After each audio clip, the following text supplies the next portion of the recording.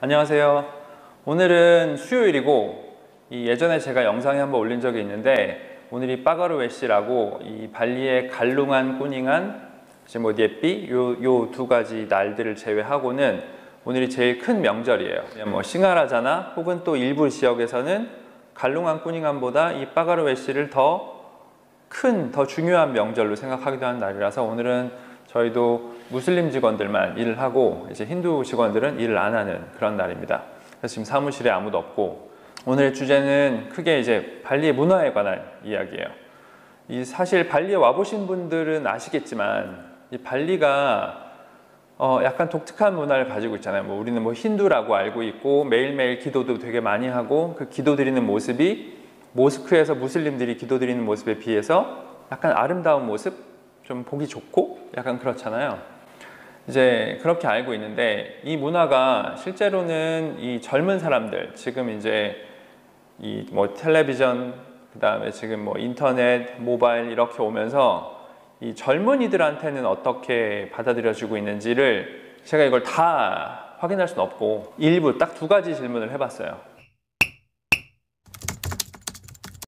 그 두 가지 질문을 통해서 이제 우리가 조금 알 수 있는 그런 기회가 됐으면 좋겠습니다. 사실 인도네시아에서도 발리는 좀 특별한 지역이잖아요. 그런데 외국인들이 생각하는 것과 달리 인도네시아 사람들이 봤을 때는 발리가 별게 없습니다. 발리가 지금 전 세계에서 굉장히 인기가 있는 이유는 제가 블로그에도 쓴 적이 있는데 이건 뭐 제 생각입니다만 딱 크게 두 가지예요. 첫 번째는 문화고요. 힌두 문화. 두 번째는 국제공항이에요.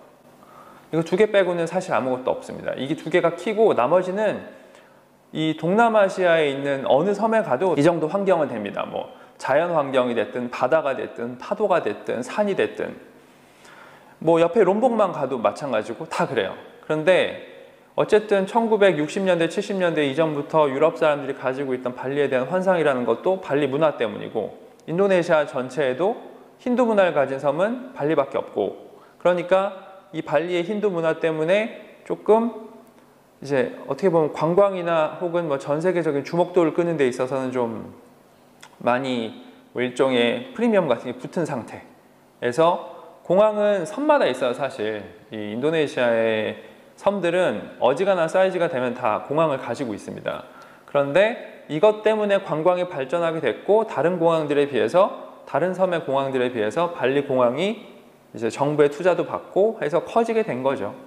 그래서 어딜 가도 사실은 공항에 내려서 30분 안에 뭐 어떤 호텔이나 이런 데 갈 수 있고 1시간 안에 뭐 바로 바닷가에 가서 서핑하고 뭘 하고 할 수 있는 데가 거의 없습니다. 어지간하면 다 공항에서 꽤 먼 거리를 가야 되잖아요. 뭐 태국에 있는 어디라고 해도 다 한 번 갈아타야 되고 필리핀도 마찬가지고 딱 한 번에 내려서 이 정도 사이즈가 되는 섬에 이런 인프라와 이런 걸 가진 데가 없습니다. 그런데 그 중에 핵심은 뭐다? 결국엔 문화인 거죠. 힌두 문화라는 건 사실 인도 빼고는 거의 발리밖에 없다시피 하잖아요. 그래서 일단 문화인데 제가 직원들한테 제가 가지고 있는 오래된 뭐 궁금함 같은 것도 있고 해서 물어봤어요. 첫 번째 질문은 지금 현재 발리 문화를 젊은이들이 계승할 수 있는 자신이 있냐는 거예요. 이건 뭐냐? 자신이라는 건 도대체 뭐냐?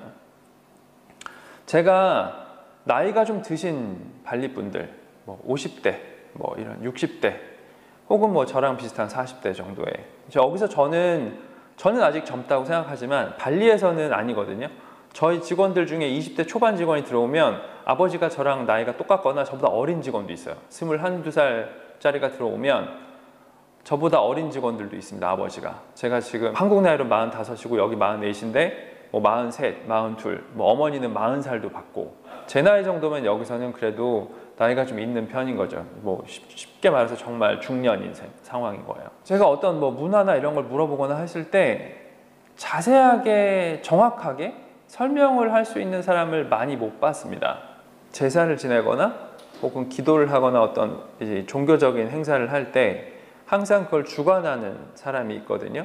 거의 그분한테 모든 걸 기대는 느낌이에요. 그래서 되게 어려워요. 사실 우리나라도 생각해보면 저는 제사를 안 지내는 집안이긴 한데 저희는 기독교 집안이고 저희 할아버지께서 목사님이셨어요. 일제시대 때 초등학교 교장 선생님이셨다가 이제 독립 이후에는 목사님이 되셔가지고 오랫동안 집안에 제사 지내는 문화가 없어서 저는 제사를 모르는데, 사실 제사를 지내는 집안에서도 뭐 어떻게 뭘 놔야 되고 몇 시에 시작해야 되고 어떤 순서로 해야 되고 이거를 다 알지 못하는 사람들이 많잖아요. 근데 여기는 일상생활사 자체가 종교고 행사가 되게 많단 말이에요. 그리고 집안에도 다 사원이 있을 정도고.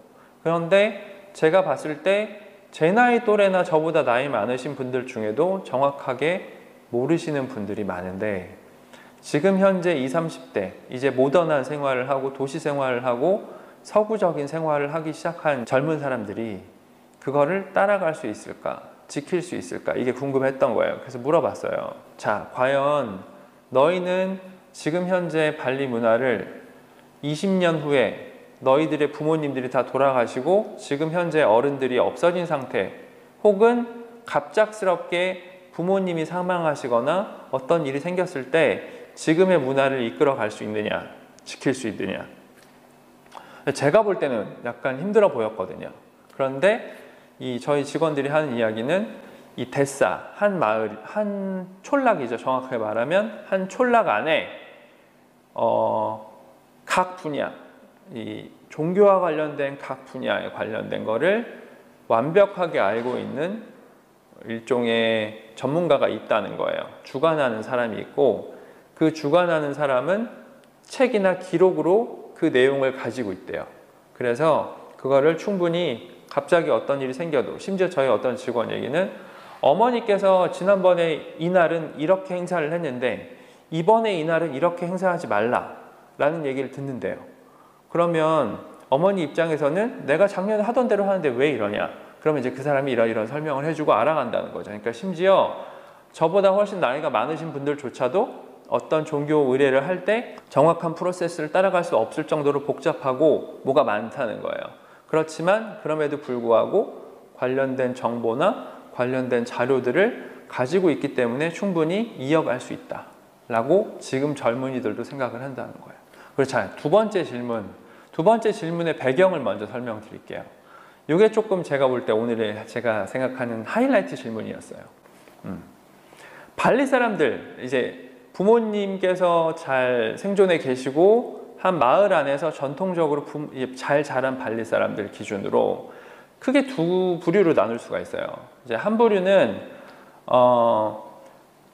나의 고향인 마을에서, 촌락에서 자라서 촌락에서 생활을 하고 있는 케이스. 하나는 나의 촌락은 분명히 존재하지만 나는 이미 그 고향을 떠나서, 예를 들면 내가 기안야르 우붓 사람인데 덴파사리에 실제로 몸이 거주하면서 덴파사리에서 경제생활을 하는 경우예요. 그런데 물론 이 두 번째 경우에는 자기가 소속되어 있는 고향에 촌락 출신으로 등록이 되어 있는 거죠. 촌락 명부에 있는 거예요, 나는.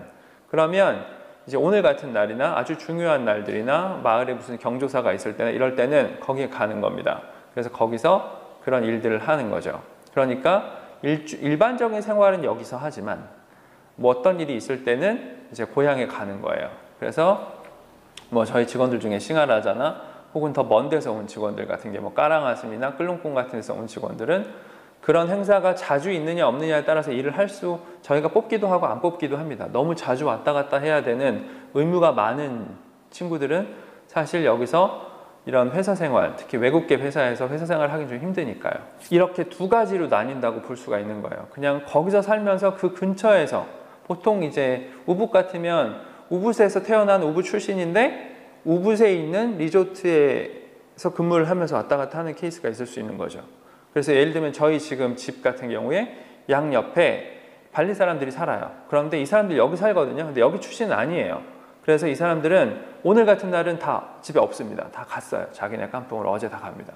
그러니까 예삐 때도 가고, 갈루간 꾸닝할 때도 가고, 마을에서 어떤 중요한 일이 있을 때도 가고, 마을 사람들 경조사 있을 때 도와줘야 되거나, 반잘에서 무슨 행사를 하거나, 데사에서 큰 일이 있거나, 1년에 한 번 부사키 사원에 가야 될 때, 그럴 때는 또 가는 거예요. 저 개인적으로는 얘네들이 어떤 삶을 좋아할까라는 생각이 드는 거죠. 근데 지금 여기에 있는 저희 3명의 직원들, 아까 물어본 그 직원들은 셋 다 우붓 출신이고 다 여기서 지금 출퇴근을 하고 있는 상황인데, 물론 저희 사무실은 우붓에서 이 친구들 집에서는 스쿠터 타고 30분 정도 거리니까 할만하죠.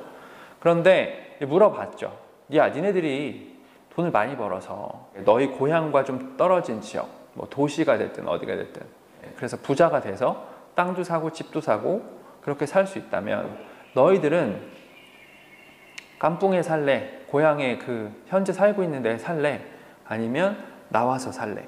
그랬더니 약간 셋 다 이렇게 씩 웃으면서 그런 얘기 하기가 좀 그런 거죠. 외국인한테 다른 사람들 같으면은 자기 깐풍에 살 거라고 얘기를 할지도 모르겠어요. 그런 이제 이런 약간 속마음을 드러내는 게 이제 약간 편하지 않은 사람들이거든요. 발리 사람들은.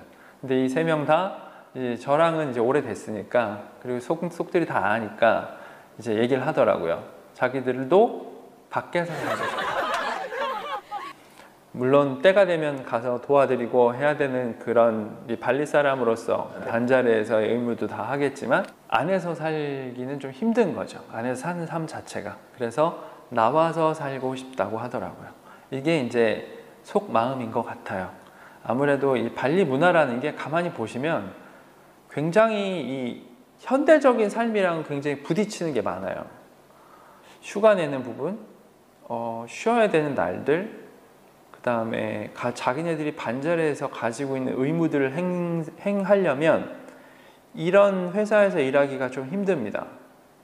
그래서 그런 부분들이 부딪히기 때문에 사실은 젊은 사람들은 조금 부대낌이 많이 있을 거예요.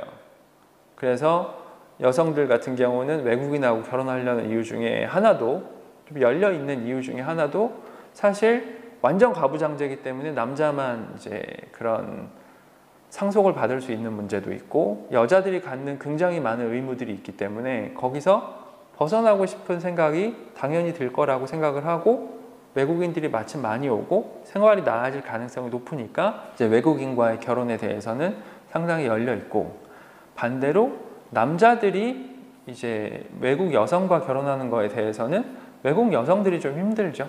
그래서 그게 조금 더 잘 안 보이는 이유이기는 합니다. 그래서 이런 이유가 있다는 거, 그리고 이 발리의 이런 보기 좋은 문화들이나 이런 것들이 사실은 굉장히 힘든 부분이 있다. 한국의 전통이 힘든 부분이 있는 것처럼 젊은 사람들한테는 여기에 젊은 이들이 받아들이기에 발리 문화가 우리가 보는 것처럼 그렇게 만만하고 녹록하진 않다.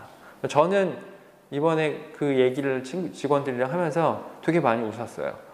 얘네들이 이 속마음을 이야기하는 그런 표정이나 그런 이야기하는 태도나 이런 게 굉장히 힘든 삶을 살고 있구나. 얘네들도 그런 특히 결혼하고 애 키우고 신혼일 때 그다음에 뭐 이런 행사들을 하는 게 이 친구들한테 되게 힘든 일인 거예요. 그거를 이야기하는 모습들을 보고 되게 재밌었습니다. 그래서 이거를 다음 이 발리 지역 얘기를 하기 전에 한 번 더 하고 싶었어요. 그래서 오늘 영상을 이걸로 마치겠습니다. 감사합니다.